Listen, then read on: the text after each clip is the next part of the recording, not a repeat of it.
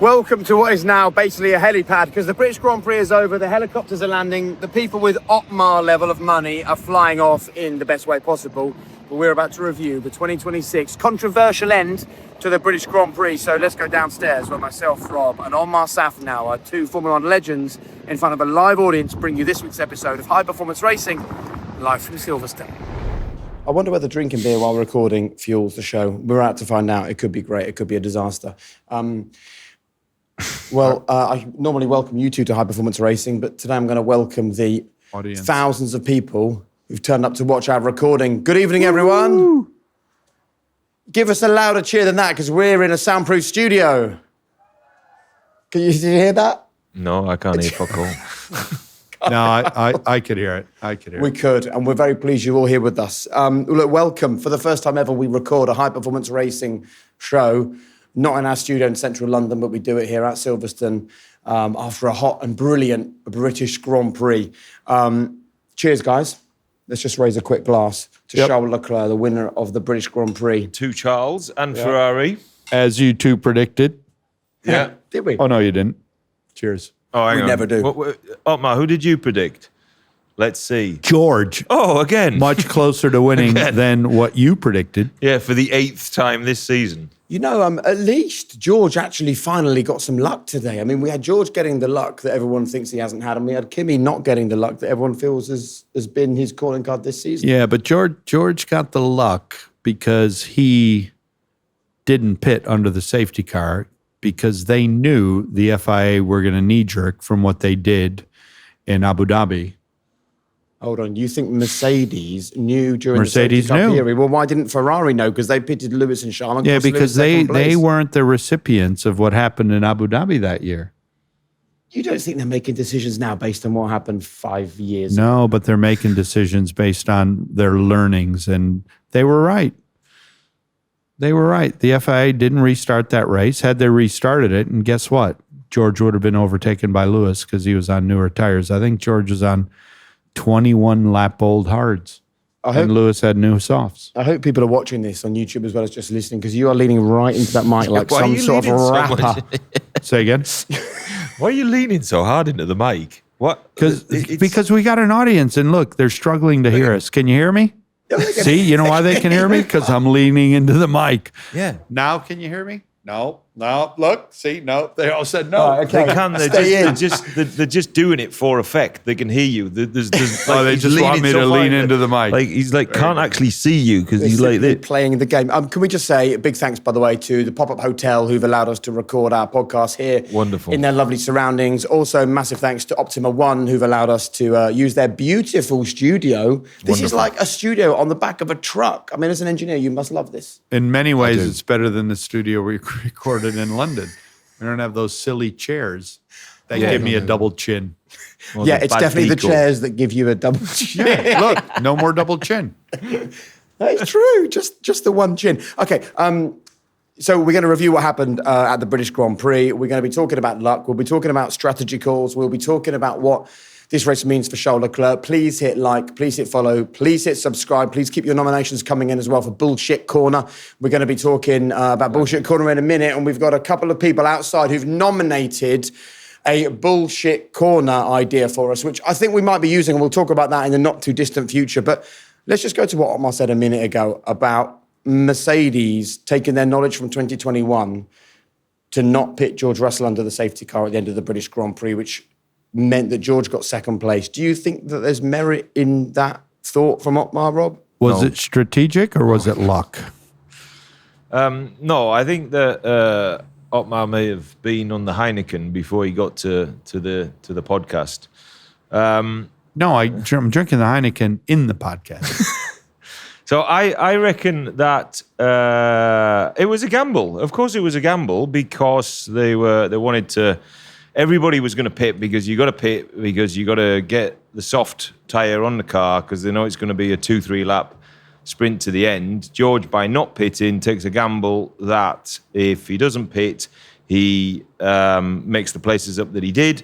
And then if the safety car runs all the way to the end, which was a calculated gamble because of where Max parked his car, then maybe they would finish the safety car. They would finish the race under the safety car, and they did. So there you go. But I don't think that anybody. I think it was Mercedes took quite a strong gamble rather than Ferrari got it really wrong. So why do we think Ferrari pitted both their drivers? You can understand the decision to pit Charles Leclerc. He had a free pit stop. He could come in, put on fresh tyres, get back out, and he'd be in a great place to finish the race. Lewis wasn't in that position, but pitting in, they were going to drop him behind George. Because first of all, I don't think that Ferrari were expecting that George wouldn't pit. And George, don't forget, George has the benefit of seeing what Lewis does, right? So that's always, you can always look back at this with 2020 Do the hindsight. opposite. Do the opposite. Do the opposite. There you go. How many times have we heard that? Yeah, do the opposite of the car in front. And that's exactly what George did. So he had the benefit of being able to do that, and then they take a risk. Now, let's just replay the race, because it's always easy to be a Monday morning quarterback. We're not even Monday morning, we're Sunday night, and we're quarterbacking. What would have happened if the race would have gone off and with 3 laps to go? And George is on those old knackered tyres. George would have ended up where he started, behind Lewis. Yeah, so they did the right thing. Possibly, because where Lando was behind, and then who was behind him, and they all had new softs on. Yeah. So it could have been that George actually cascaded down the order. But anyway, there you go. That didn't happen, and it paid off for Mercedes. And you know what? It's always the best feeling. Whenever you execute a race and you do what you expect to do, you kind of finish the race. Otmar, you know this. You get to the end of the race and you go, oh, well, that was good, but it didn't bring me any joy in my life, right? It's kind of like I did what I was supposed to do. When you nick a load of points like George did, because you take a gamble, it's always quite a feeling of glee, not only for your joy, but for the other people's misery. I think, in fact, most of my career, I took more pleasure out of the misery inflicted on other people. Yeah, of course. So Mercedes will be loving the fact that... Yeah. The Ferrari's got a little bit of misery, and it was like, they kind of did the right thing, but hey, it didn't come off. I used to take more joy out of Force India doing well than the misery of watching Aston where they are. That is absolutely not fucking true at all. That is complete bollocks. I tell you, I met James Hunt's son today. Freddie Hunt. And his brother Mike wasn't with him. Stop. Oh, I actually knew that was coming. And no, that's not what I just thought of it. But what I was gonna tell you. Do you know his cousin Warwick? I recounted what you said about his dad and Murray, and he knew it. Honestly, he knew it. He knew the story. So I saw Freddie in the BRDC farm last night. And for those of you who weren't listening last time, so we spoke about the fact that his dad was commentating on the Monaco Grand Prix. We actually have a legendary... I didn't remember it was Monaco. I told him the story, and he's the one who said to me, yeah, that was in Monaco. Yeah, so Amazing. That's how I knew he knew the story. When his dad famously said, bullshit, on the BBC. We actually have our own legendary commentator with us today, sitting, watching our podcast. Can we give a round of applause to James Allen, who was the guy that got me into F1 when I was back watching it in the late 90s, early 2000s. It was a pleasure to share the grandstand with you today, watching the race, James. Thanks for coming down to watch our... And more importantly, his wife, Pip, because that's why he's here. Nothing to do with him. Yeah. The wind beneath his wings, as always. Could we just talk then briefly about this sense of wanting to leave another team in a bad place compared to where you are? Take us back to a moment in your F1 career where you remember a time you made a call that worked for you, but also caused real carnage for the opposition, and you enjoyed that moment. Oh, I don't know. Not to put you on the spot in front of loads of people. Yeah, exactly. After I've had a beer. I can't remember, to be honest. And maybe it was a bit tongue-in-cheek that I enjoyed causing other people misery. But I do think that Formula One is a little bit like that, right? I mean, it's so competitive. And even though, Otmar will know this, you've got mates and good mates in other teams. But once you get to 2:00 on a Sunday afternoon, all you want to do is fuck them over, right? That's your reason for getting you're out right. of bed. The bigger the mate, the more you want to kill them. Yeah, exactly. And then by come Monday, you've forgiven each other. And you can be pals again. So I don't know. I think Formula One is just like that. It's so competitive. The stakes are so high. It's such high pressure that when you have somebody else over, it's just I don't know, it's a good feeling. And how will Ferrari be feeling on the opposite side? Well, I don't know. I mean, look, they won the race, right? Yeah. So there's two things. First of all, they had a very good car here, not quite at the same level as Kimi in that Mercedes, but they did have a very good car, and they did manage to get back on track. So they had a great Barcelona. Austria was a little bit of a dip for them.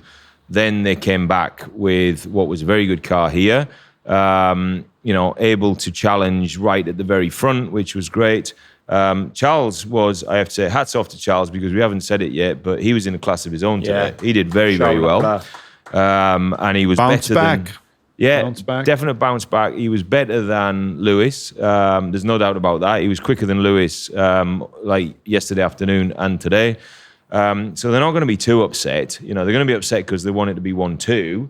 But they are still 1-3. And, we mentioned this before, many podcasts ago, that all of the bad luck, or this arc of bad luck, would kind of come Kimi's way. And it has, right? You can't go through the season just having like good luck after good luck after good luck, right? At some point, things are going to turn. And they have. We've seen a few races now where Kimi's had failures and stoppages and all the rest of it. And you can see now that even though it looked like an insurmountable gap that he had on everybody after, if we go back, 4 races ago? Even a couple. And then all of a sudden it's 20, what is it now, 20 odd points? 25, I think. 25 points. So, so it's Kimi on 179, George Russell on 154, 25 points, Lewis 147, and Charles Leclerc is now 4th on 108. So Charles is still 71 points behind. And I did text you, didn't I, during the race with a few laps to go, saying, if Ferrari are first and second, Charles first and Lewis second, would you not flip the cars around? Are you happy for me to say on the podcast what your reply was? Go on, whatever I said. So you said to me, I said, do you swap the cars for Lewis and Charles? And you said they won't do it. Too controversial. But if they did, that would get Lewis to about a 21-point deficit. Right. I'm not sure it would be. Would it be that controversial if you'd have had Ferrari first and second, you'd swap Lewis and Charles, knowing Charles is still pretty much out the title fight? At this point in the season, yes. Because you can't, there's so many races left. You can't predict what's going to happen. And you start manipulating now, and you could be regretting it later. So too early to do that stuff. So I 100% agree with that.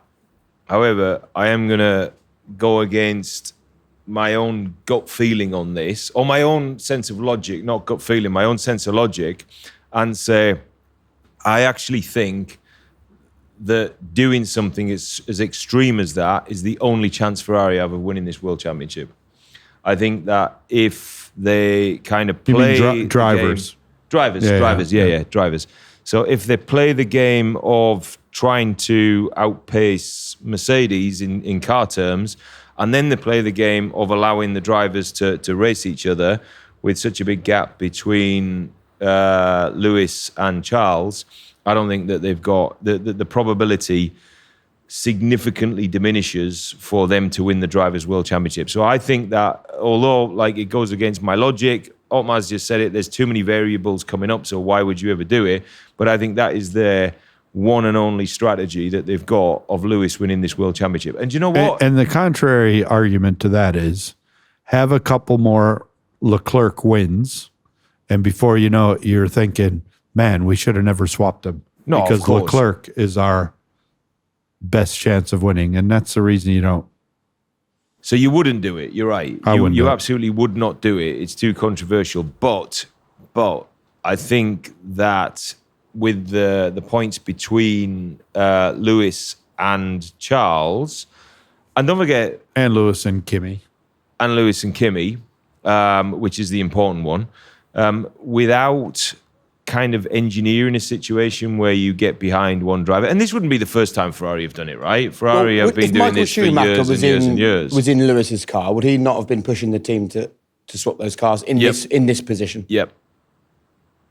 One word answer, yes. Of course he would have been. And look how many titles he won. Yep. So I do think you have to. I mean, Otmar's right that there's too many variables. How many races are there to go now? 12? 14? I love how we always ask ourselves questions on this podcast that none of us have an answer to. How many Well, races to go? What are the points totals? Who's behind who? I think it just shows that we know the sport inside out, doesn't it? And We're we're well experts. prepared. Yeah. Well, I mean, it's hard to know because do you count this race as having gone, not gone? Is the what? It's definitely gone because we've had it. It's over now. This is yeah, gone but now. but I saw but it. have the FIA come out with the final results? Well, or- yeah, Lewis was under investigation afterwards. See what That's I mean? gone. Come So, yeah. on. Yeah, the race is done. It's definitely done. It's done? All for right. avoidance of doubt. We're Okay, not so talking now about that a this race is done and it's Yeah. in the books, all right, you tell me how many races left. I'll have to check. So you Someone don't- out there you don't should know how many races are left. James will know. 1, 2, No, he 13 races. So 13 races to go. The way that you flashed your hands there, it looked like 23. I just want to put that out there. Now, I don't know whether you're trying to have this fucking podcast over. no, it looked like 18. No, it's 13 races to go. And in a season when there was meant to be 24 races, that's pretty much halfway through. You know, we're getting close. Hang on, so there's 13 and how many have we had? 8? Yeah, because we missed 2, didn't we? Yeah. Right.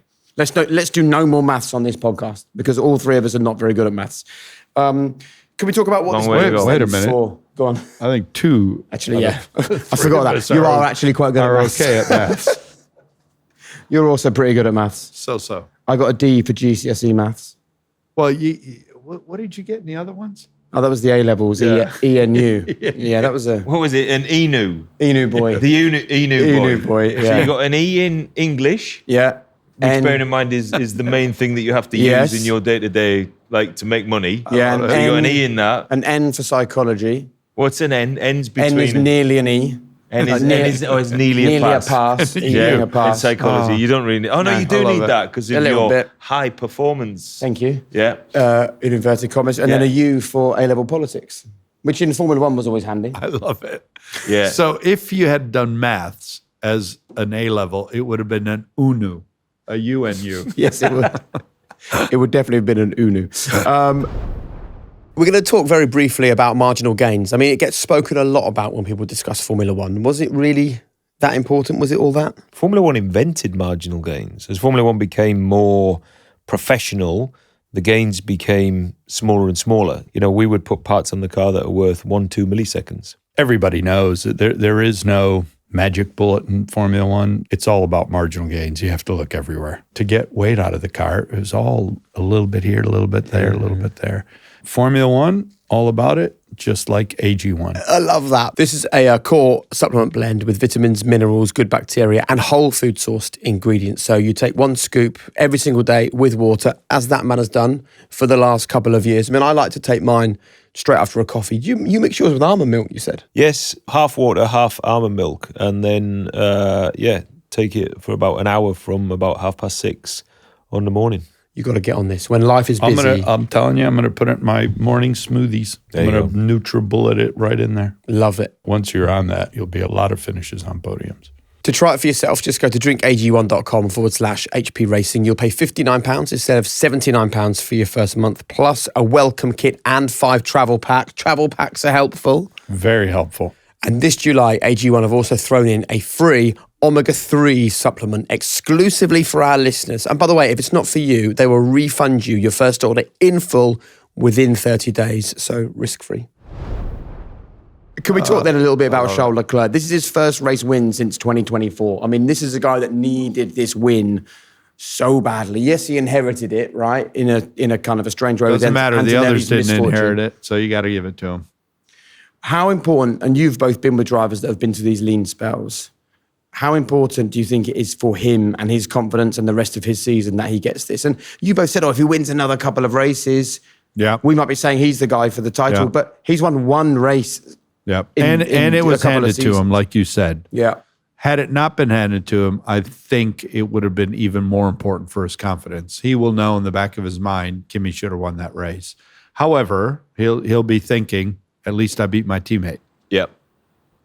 That is the number one thing that will be going through his head tonight, that he beat He Lewis beat Lewis Hamilton is more fair and important square. than having won that race. Yeah, here. totally. Fair and square. And he agree? beat him. He can't beat another car that's faster than him. And Kimi, the combination of Kimi and that Mercedes was just faster than him, right? So he can't do that, right? He's not a god. But what he can do in equal machinery is beat his teammate, and he did do that. And he did it for the first time and he did it in a long time. to a teammate that's umpteen world champion and beaten him this year. Beating him as resoundingly beaten for the last 5 races, something like that, and teammate on his home turf who has all the energy of the British crowd behind him. So he's going to be pleased. One of the interesting things listening to the circuit commentary today was that, we're off the back of Kimi Antonelli having had that kind of slightly intense start at the last Grand Prix where he was off, 3 times in the first 3 corners, if you remember. And the circuit commentator was saying today that there was an issue with his car, but he continued to drive the car almost like there wasn't an issue with it and then complained about the fact there was a problem. And they were talking about the fact that, is this Kimi kind of showing that he's young and he's a bit inexperienced and he kind of only knows the only way to drive an F1 car is as fast as is humanly possible? And if that was a Max or a Lewis or someone else, then it may well would have adjusted just nursed or the car a little bit more. Yeah, exactly. Which meant he ended up out of the points because he's sliding off and ends up with a 5-point penalty, 5-second penalty for track limits. Could be. That could be all of, part of learning the sport, it's part of growing up for him in the sport. Could very well be. But I can tell you, Michael Schumacher was a genius at that, bringing the car home. And didn't matter. I mean, there were races where he only had 5th gear left. Yeah. And he brought the car home. He was really, really good. And there's Senna, some drivers that are good at that and others that I think need to learn it. I'm not saying Kimi isn't, but it could be something that he's got to learn in the future. And once you do that, then that's another string in your bow that you need to win those world championships. And I still think George is going to win it. The world title. Yes, I've said that all along. You have. Well, you're nothing but consistent. You definitely said that all Consistently along. wrong. I'm now applying some white gloves. Okay, you're going to do some Not damage. not for a surgical procedure or anything alarming like that, but because Listen, there's blood tests for that now. you just did mention the name Ayrton Senna. Ayrton Senna. I just wanted to mention that in our studio, and if you're watching this on YouTube, you will see this. This is a multiple race-used Ayrton Senna helmet from the 1992 Formula One season, worn by the man himself, raced by the man himself. I didn't know this because I always sort of thought about the fact that Ayrton only won once here at Silverstone in Formula One. But you know that across his entire career, he had more race wins at Silverstone than any other driver. Oh, I didn't know In that. other categories? Across all his categories, basically across his junior, Is that right? his junior career. Yeah, apparently when he was a young driver coming through, instead of Silverstone, they used to call it Silverstone with the A for Ayrton. Oh, I see. I love it. How about that? I mean, this 'Cause you you having a won little here so look at this often. before. I mean, that is. I was. I don't know. We've all been around Formula One a long time. Some of us longer than others. But when you have Yeah, brilliant. this, You need in the gloves. studio, you do need a pair of gloves. You need the gloves. So I worked at Honda. Is that any Honda on there? There is indeed. There it is on the visor. So I was vice president of Honda Racing for 8 years. Flex. And I worked with a fellow by the name of Takio Kiuchi, who was Ayrton Senna's race engineer from a powertrain perspective. He was a Honda race engineer who worked with Senna. The guy that used to take you to Senna's grave whenever you went to. That's visit. him. But the thing that I wanted to tell you is that Senna, who really, really respected the Honda race engineers, every time they raced in Suzuka, would go to Kyuchi-san's house for dinner. Really? And Senna's girlfriend only spoke Portuguese. Kyuchi's wife only spoke Japanese.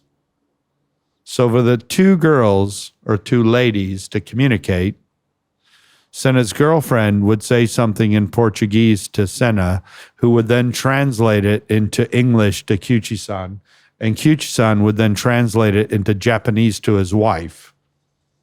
And then the answer would go back the other way. from Japanese to Japanese, Japanese to English, English to Portuguese. Sounds like a top man So down. it took them about 3 hours to have a conversation that would take us 5 minutes. But that's how they did it. Oh, man. And they did it every year. Those are long dinners, Rob. Yeah, I bet you're glad you weren't there. Yes. Well, I'd love to have dinner with Ayrton Senna, if I'm being honest. But Kyuchi-san, every year when we raced in Brazil, Senna's grave. Lovely. And I went with him. What do you think when you see that? Utmost respect for Ayrton Senna from Honda. I think so. So what I did was, because if you look in, oh, sorry, I'm using my hands and not the white gloves. But if you look inside, you always see the mold of where the driver was sweating. So that's what I was looking for earlier, and you can see all the mold from where his head was in. See all the green mold? Oh my gosh. Oh, yeah. Because they sweat in there, and then it gets a bit moldy in the old helmets. So the helmets that I've got at home have all got all of that mold in there. Which in some ways you look at and think, oh, but actually that's the provenance of the fact this is a genuine race-worn That helmet. is the provenance of... Of all the helmets you've got at home, which one means the most to you? Well, that one would mean the most if the owner wants... Is the owner here? Can he not No. just give us it? I mean, But have you got we're doing him 300 a grand? favour. Have you got 300 grand? Because it is being auctioned I ain't off. got 300 grand. I ain't got 300 quid. Some of the proceeds are going to the Nigel Mansell Youth Charities, which is lovely. But Bud are auctioning this off. So if you've got... I mean, I think he's probably got a spare 300 grand knocking about, no? Who, me? Smedley? Yeah, he definitely does, because he sold all the Jean Todt cashmere sweaters that he nicked. People would love that story about the sweaters. Yeah, but he sold them all because we said, "Oh, bring them in." Oh, yeah, I got them. No, they're all gone. So he can definitely buy those. And if there is He can someone here definitely buy from that Bud, helmet. the man to my left does have a penchant for stealing things. He is a Formula One kleptomaniac. So I would keep an eye on this helmet in case it's not here when you come back. I'm going to put that there. But are we auctioning it for charity? We're not, but Bud's are auctioning it for charity. Buds, Come on, right. of your Formula One collection, have you got a story about any of the helmets you've got? I mean, have you got a Schumacher? Yes. No way. How did you get that? I got sure. Well, he give me it. You got foot, like... Same I way. guess that- Everything. Same way he got Jean Todt's jumpers. Michael, do you need this helmet? Don't steal everything. You Yes, give you me do. it. For what reason? Just... Because I'm a nice lad. Yeah. And then I've got some. So I've got a really good Felipe Massa one as well that he gave me when he won his first ever. He won his first ever Grand Prix, and he gave me that helmet, which was nice. And then I've got a lot of others. And I used to be Giancarlo Fisichella's race engineer in Jordan, and he gave me one. So when we won, when we were at the 2000 and whatever Brazilian Grand Prix in the early 2000s, and we won that race with Jordan, and I had... Was that the race you won a week later? Yeah, that was the race we won a week later. And basically, and I've probably still got this on CD somewhere. That wasn't the race where you won because the FIA forged a signature. I don't remember any forged signature. There might What be is some that? forged. Are you legally allowed to Jordan say was that? involved. Well, it's history. There was a race where the steward that had to sign the timing sheet at the end wasn't there. Eddie knew it because he was on a flight with Oh, him. no. That I wasn't don't know. it. Okay. I don't know that one, but That was a no. different story. Let me get Eddie the had- facts straight, and I'll tell you that story some other time. Eddie had no idea. So I was convinced. So I was a young lad, and I was convinced we'd won the race. And Eddie was doing his Irish jig in the pit Yeah, lane, because that saying, was because of "Fucking the great." count back. And I said to Eddie, "Dude, we won the race." And he was going, "Who gives a fuck? We're fucking second, you fucker." And I was going, "No, we won the race. I'm telling you, we won the race." And he was just saying, "Shut up, you fucking northern fucking bastard." So he's dancing around. And anyway, when he'd finally Like a calmed leprechaun. down and sobered up on the Monday morning, I was like, "Eddie, we won that race. I guarantee you we won that race on the countback." And then that's when we went to Paris. And then I think it was at Imola that give us the race back, and we had to do this really weird thing because Kimi was the one on the podium on the Sunday, and then we all went on the grid, and Kimi had to hand his trophy to Giancarlo. Formula One was a lot different then, so he had to hand his trophy to Giancarlo, and then there was about 4 people around like clapping politely and saying, "Very well done." So that was like a bad way to win the race. But anyway, we did win the race, and Eddie was very excited, even though that we'd only been second. Anyway, the reason why Giancarlo gave me the helmet was because before the race, I said, I think that these Bridgestone tyres, because we had these Bridgestone tyres, and I was convinced that they would run and run and run and especially when it got to the dry. And I was only a young lad, and I was like kind of expounding this theory, and everyone was saying, well, that sounds like a load of shit. Anyway, we did it in the race, and I remember we put there was like 50 laps to go, and we put the intermediate on, and we were eighth, and eighth was really good at the time. And I said to Giancarlo, right, I think we should do it. And Gary Anderson, we chatted about it before as well.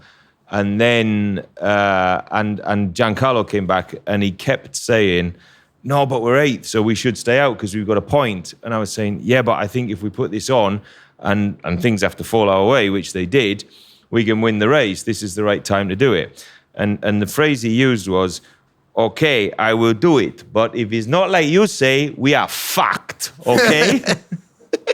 And I said, fair play, let's try it then. And we did, and we won the race. So he gave me the helmet afterwards. I love that. I found the story about Eddie Jordan. So it was a fake Scotland Yard threat. Basically, Eddie thought that Jarno Trulli was unjustly disqualified from the 2001 US Grand Prix Indianapolis. So he took it up with the FIA International Court of Appeal. And basically what he said was, one of the stewards whose signature appeared on the bulletin, Eddie got an anonymous tip-off that steward wasn't there during the race weekend. Told you. As a result, he created, this is so EJ, right? As a result, EJ created a fake story of having to go to the forensic department to investigate the signatures himself at Scotland Yard. True. He said he went to see Max Mosley. Max said to him, Eddie, you're being silly. This is never going to work. Why are you bringing this to us here in Paris? And Jordan explained, he said, listen, Max, you will notice on your desk tomorrow morning from our lawyers a subpoena request for a certain person. Eddie then said he went to Scotland Yard to have the signatures officially investigated. He said, I've had to go to the forensic department of Scotland Yard, which, I mean, shock horror when EJ's involved, was an absolute lie. But apparently Max Mosley swallowed what Eddie said. Jordan, so therefore he was basically able to prove that the steward who was not present for the race weekend in Indiana had his signature on the bulletin. His team were able to win the case in court, but didn't present any other evidence that led to Trulli's disqualification from the race. It was the first time that any team won a case against the FIA in court appeals. And to this day, Eddie Jordan is very proud of that fact, I would imagine. How about that? So it wasn't when you won in Brazil. This is Trulli. Yeah. As a result, Trulli was reinstated to fourth position. Yeah. It's mad, that, isn't it? Why would you have to go to Scotland Yard? Because you're making it up. But Eddie was right. Yeah, it sounds something good. more believable. But he was right. Right, it's time to make some entries to Bullshit Corner. I spoke to a couple of fans here at Silverstone straight after the race, and their nomination for Bullshit... They're not they leaving. are, They're, waving their hands They're not in leaving. the air. I want to know their names. Let me find out what their names are. Let me guess. I think they're called Sarah And Bethany. and Janine. Bethany. Yeah. Sarah and Bethany. Wonderful. What was it? So- was that right? Maria and Siobhan. And Bethany and Sarah. Maria, what did you say? Sarah and Bethany. So we were right. Yeah, Yeah, we we were were right. absolutely right. It was Sarah and Bethany. Thanks, Sarah and Bethany. No, it was Maria and Siobhan. And they said their nomination for Bullshit Corner is the fact that here at Silverstone, we didn't get a final lap of the race. So I'm sure you were all watching, listening to this at home, but we were in a position where we thought there was going to be a last lap. I agree. You know what you do in that situation? Go on. As well as in 2021, red flag it for the fans. With 5 laps to go. With 5 laps to go, everyone puts soft tires on, sprint to the end. You got a great end, red flag it. Yeah. And the other thing it does It's a really good shout. Good on is you. it extends the race a little bit. Yeah. Everyone gets to have a drink, go out, you sell a bit more Heinekens, some more peanuts or whatever you're having. Everyone comes in the pit lane. You red flag it. Kimi Antonelli got to fix his car, so he wouldn't have finished outside the points. Just red flag it. Should have done it twice. I don't know why they're so reticent in doing that. To me, that's the most fair thing. Let's just go through what the regulations of the sport say about why we didn't get a final lap, because The FIA aren't hiding anything here, right? The regulations are clear, right, Otmar? Yeah, they are. Do you want to explain them for people? So, Article B5, 13.5 states that one lap must be completed following the unlapping procedure. This was followed by race operations, right? So they let everybody unlap themselves, and then you need an entire lap before you can restart the race. Well, when they started unlapping themselves, there wasn't an entire lap left. So they had to finish it under the safety car. That's why it was always really going to be under the safety car, wasn't it? It was always going to be under the safety car. And that's why I say, if Mercedes, I think Rob's right. They probably just did the opposite. But if they thought this is going to end under the safety car, keep George out there because he gains a position.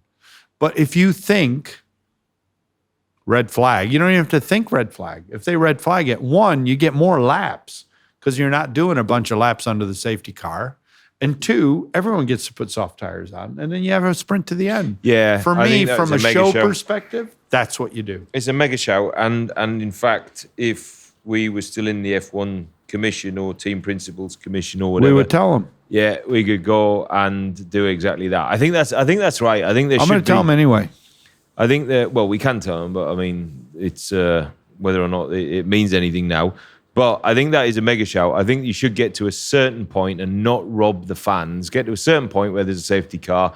You have to make a judgment call. If it's going to be like, there's 5 laps to go and it's going to be 3 laps to clear the accident or whatever, or fix the barriers, red flag it. And Red flag it, fix the barrier, do whatever you have to, Yeah. and then save it for the fans.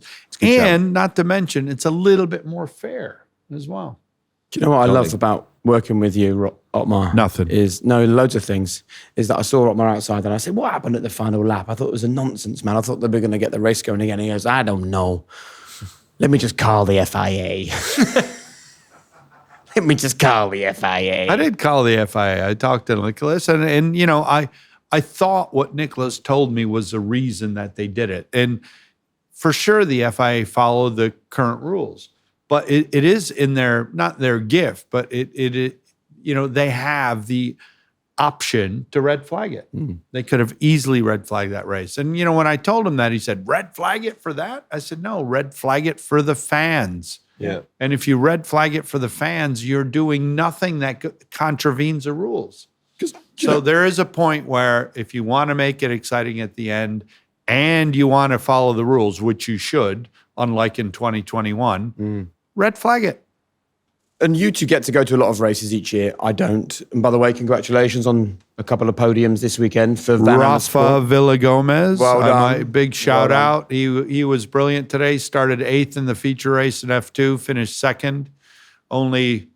It's really hard for me to, because I got Szafnauer as the last name. I should be able to understand and say it, but Solov?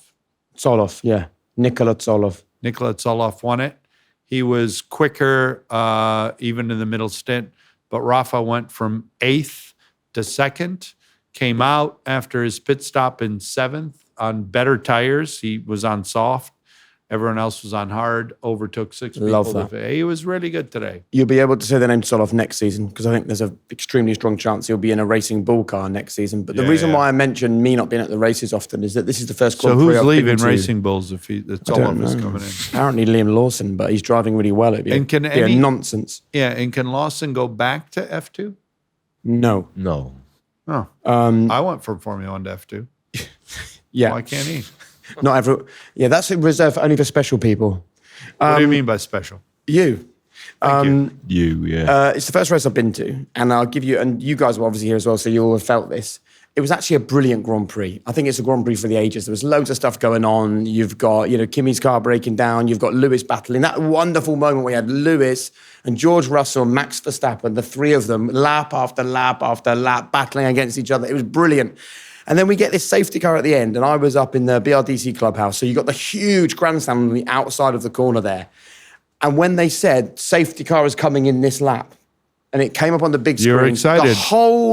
The whole circuit lifted at that point. It's like, You're this is gonna be incredible. excited for one last lap. And then How excited would you have been for 4 more laps like absolutely. that. But it almost Red flag it. Yeah, but it's true. But once they were in the safety car situation, and I know this is different maybe for people at home, but I still think they'd have been frustrated to then tell the global audience at home and the thousands of people at the circuit, but you're going to get a lap of racing here. Yeah. And 10 seconds later, then you're actually, not. no, you're not. Wasn't even It's 10 a seconds. But you know why they did really- that?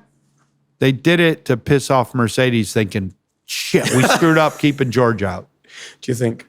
I just feel like the race ended. It was a brilliant Grand Prix, and the feeling here at the circuit was like, oh, that was a bit of a flat ending. And everyone kind of trudged out of the grandstands or trudged out. And it's like, it was an amazing Grand Prix.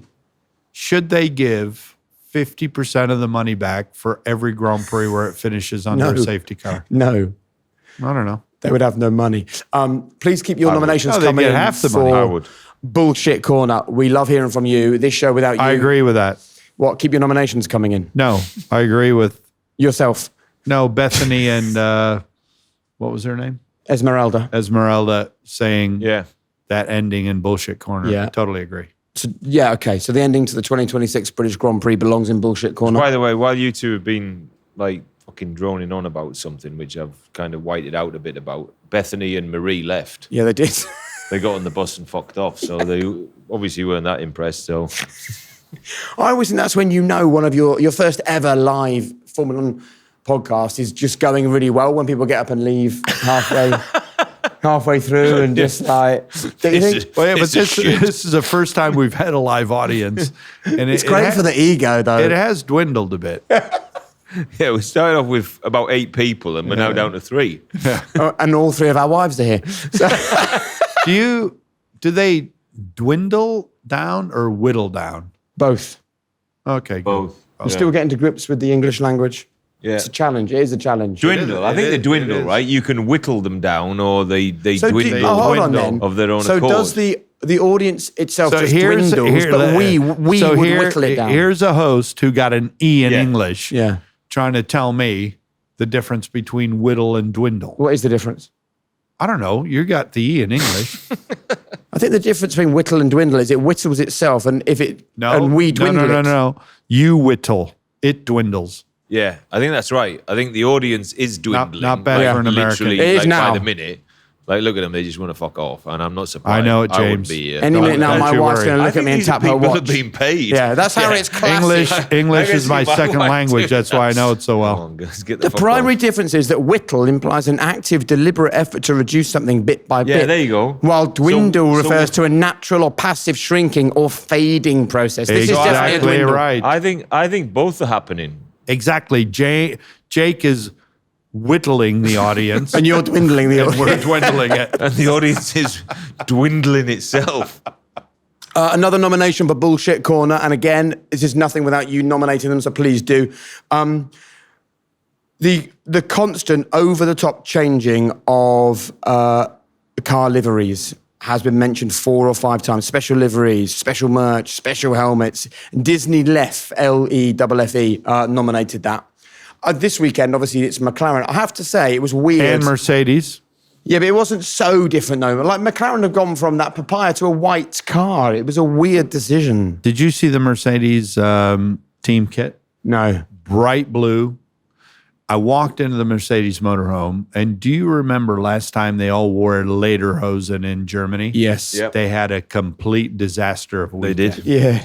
And I walked in and talked to some people, and I said, "Oh, I really like the blue, but I hope it's not a repeat of when you wore the lederhosen." And it wasn't far off. It wasn't. Yeah. Yeah, Yeah. George, It George got wasn't lucky quite to that finish bad. second, but Kimi should have won the race. Yeah, he finished indeed. what, 14th?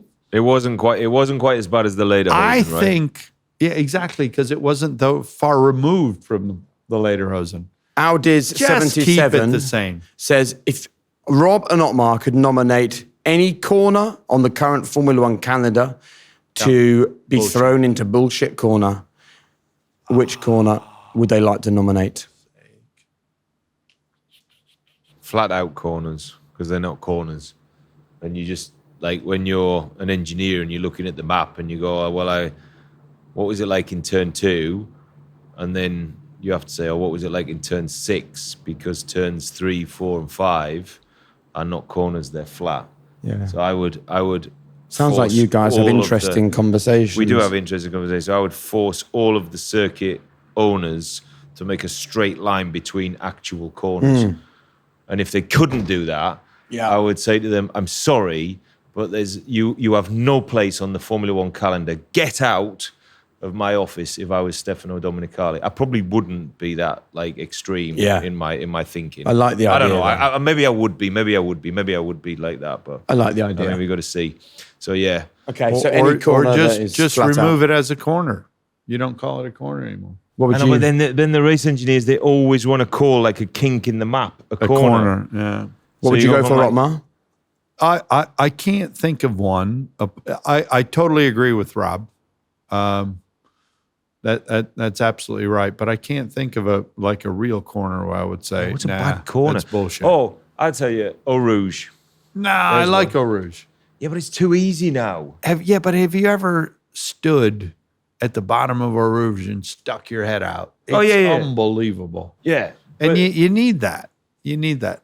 Yeah, but I took my son Finlay. I think he was about 16. He's only come to a couple races, and one of his friends, and we went to the bottom of Eau Rouge, and there's a little gap in the fence. And I said, boys, stick your head out and watch a car go by. You're going to do it for one against or two every cars. regulation in Formula One. And I said, and if you survive it, that's it. So if you survive, I'm proud of you. And if you don't, it's your own silly fault for doing it, was the message. You know, my fear was that something flies off the car and hits you, you're done. But we did it. I did it. And great. Well, worth the risk, I think, isn't it? For the thrill. They still talk about it to this day. Did you know long before America was... Finn's mom never knew. So long before America was discovered. I could imagine that would have been a problem for your Finn's wife, mom. Becca. Yeah. Finn's Do you know mom, how they used to decide... Who is in your phone as Finn's mom, by the way? Can we just tell the audience that Becca, his wife, kind of, is in his phone as Finn's mom?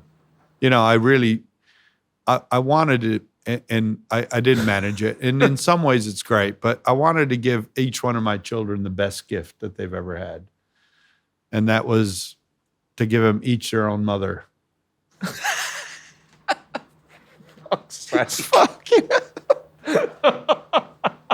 And I screwed up. They all have one mom, and that's Rebecca.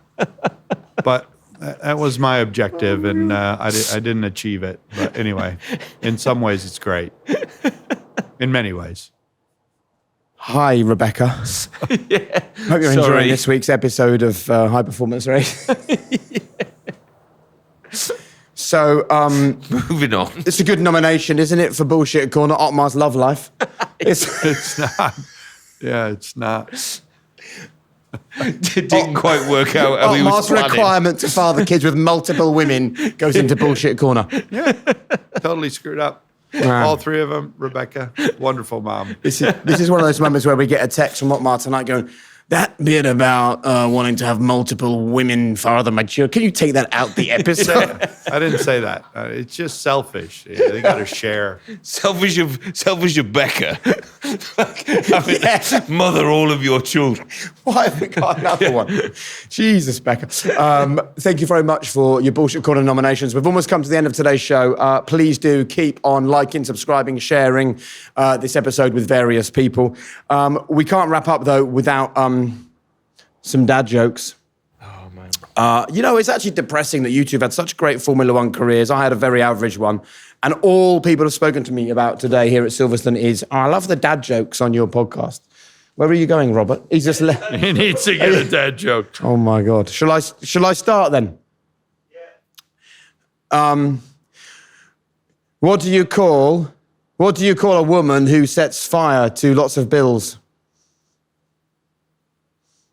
Bernadette. That went down well in here and with the crowd outside. I like it.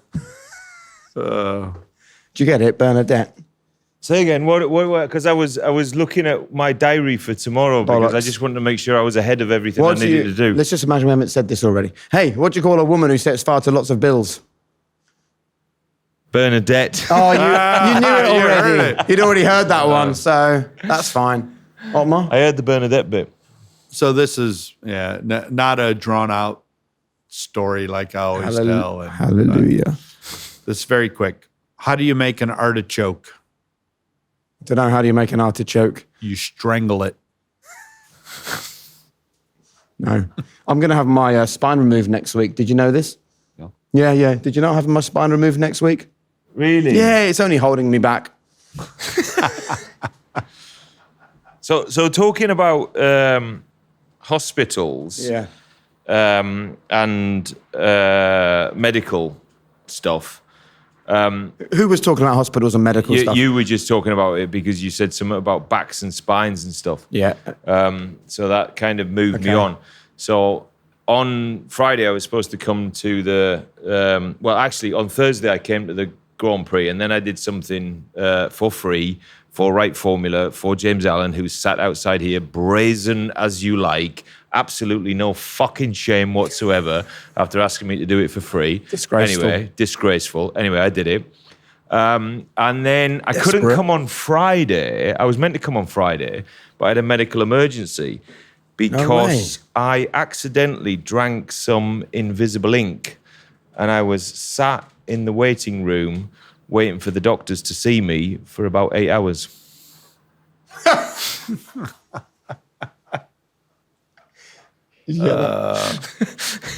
Waiting for the doctor. It wasn't there. Waiting for the doctors to see me. They couldn't see me because I drank the invisible ink.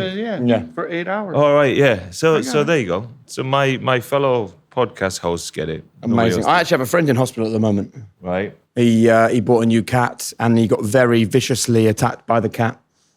His name's Claude. Are we done? Well, Yeah. I remember my days at university, and I used to study in the library, and this beautiful blonde woman came in, and she walked up to the librarian who was at the front desk and said, "Can I please have a Big Mac, a large fry, and a chocolate shake?" And the librarian looked at her and said, "Excuse me, this is a library." She said, "Ooh, sorry. Can I have a Big Mac, a large fry, and a chocolate shake?" Very good. Right, that pretty much brings us to the end of today's show. Was that good for you? Yeah, it was great. It was definitely worth hanging around for. You're an idiot. We're only trying to miss the traffic anyway, right? Do either of you think it changes anything in terms of the world title? Of course, Kimi not scoring today was a big deal. George was in the points, but the man that won the race was a man who was so far behind already. What do you think? Listen, it just teaches you can't predict the future of Formula One. And we wouldn't have been able to predict this outcome. Even after the sprint race, I did a little talk in Paddock Club today. Did you get paid for that? Not yet. I hope they pay me. Fingers crossed. And anyway, and I was in with F1 Experiences, really, really good. They had the screen, they had the timing screens up. I spent some time with Keith Bruce. You know what we should do? Who's Keith Bruce? He's the president of F1 Experiences. He runs the Paddock Club. CEO. You're just hawking for work at this point. No, but what we should be doing is plugging them so that they sponsor this podcast. Oh, Keith Bruce from F1 Experiences. Exactly. I love that guy. Oh my God, he's such a cool guy. Anyway, I couldn't have predict even after the sprint race what happened. Yeah. And it just goes to show you you don't know what the future holds. We don't know who's going to win it, and long may it continue for the good of the sport and for the good of the Abu Dhabi race at the end of the year if we go there. And it looks like hopefully we will be. I think it's true. It was a good race. It could have been a great race with the red flag. But with a red flag. Listen to Otmar. Red flag it. Yeah. There you go. Anything else to add? No, I just say, 100% down with Otmar. We've been saying you listen to a load of narrative after every Grand Prix and it's always, oh, wow, let's just kind of, Kimi's this many points ahead and it's going to be impossible for anyone to catch him up. And we keep saying, because we're a bunch of old laggards who've been in the sport and seen it forever. No, just wait. You'll never predict the future. Wait and see what happens the next Grand Prix.